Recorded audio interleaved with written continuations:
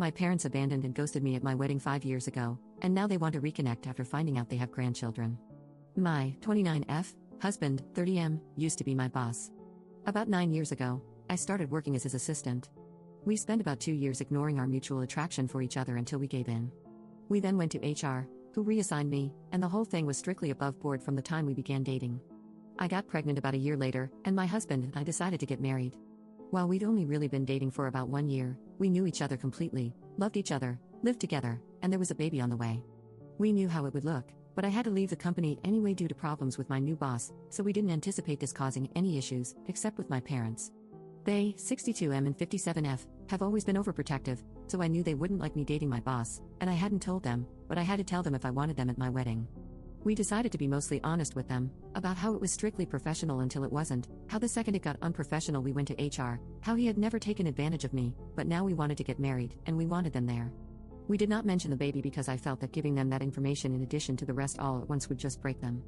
I was only about 4 months along when the wedding happened, so the bump was easily hidden by a flowy dress.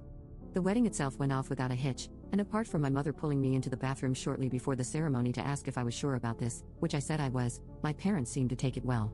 The ceremony and reception were at 2 different venues, and we had to travel from one to the other, but my parents never arrived at the reception. I called them and got ignored, and then my brother called them, and they told him that they were going home.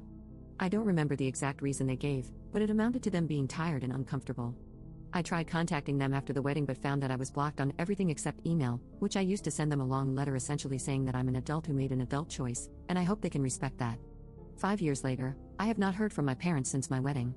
My husband and I are not big on social media in general, but I recently posted something for our 5th anniversary in which I mentioned our 2 kids and a third on the way. Within a month of making this post, my parents left a voicemail saying they saw the post and, having had no idea that they had grandchildren previously, now want to meet them. I haven't responded, and there have been a few follow-ups since then asking why I haven't. I don't know what to do, but my gut instinct is that 5 years is too long, and it's about the kids, not about them respecting my choices or relationship.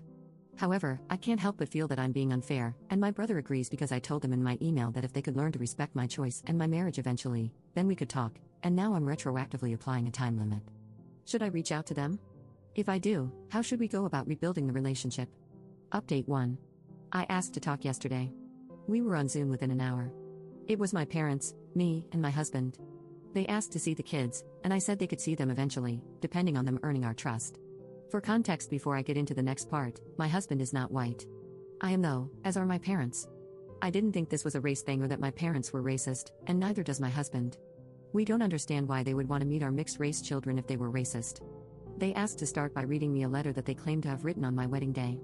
It said that they were uncomfortable with me marrying my former boss as they thought he took advantage of me, so they left between the wedding and reception to avoid a scene. However, they wanted me to know they were here for me despite their issues with him. They added that they would have sent this to me the morning after my wedding, but then I sent my email about them needing to respect my choices, and they were so ashamed they couldn't bring themselves to send theirs. Seeing my anniversary post made them realize how much they've missed in 5 years, and they really don't want to miss anymore. I had some questions, like what the big deal was with me marrying my former boss, and they said that it just wasn't what they had in mind for my wedding day and my future spouse. I asked why they even came to the wedding at all if they didn't support the marriage, and my dad responded that he wanted to walk his daughter down the aisle as it was the only chance he'd get. The way it was phrased implied that they had intentionally only come to the wedding so he could give me away, and always planned to leave halfway. Because he said my daughter and didn't talk to me directly, it was pretty clear he was thinking about my older sister, who passed away. My husband caught that, too, and said that if they were talking about me, they should address me directly. Then he added that if they had planned to leave, they should have told us, as we wouldn't have invited them. As a father, he didn't understand how they could ignore their daughter for years or only get back in touch when we had kids. My dad snapped that he wasn't going to take this from an N-word. My mother immediately tried to run damage control, but I ended the call. They have since messaged me several times, trying to explain that calling my husband a racial slur wasn't indicative of a racist attitude and that he wouldn't have said that in front of the kids, so they should still get to meet them. I've spent 5 years wondering how they were so offended by me marrying my boss that had earned no contact for half a decade. Turns out they're just racist. It's almost nice to find out. If it was just the boss thing, I would have sympathy for them, and we might even be able to reconcile, but with this, it's now just a question of if I'm going to knowingly expose my mixed-race children to a couple of racists, which I am obviously not going to do.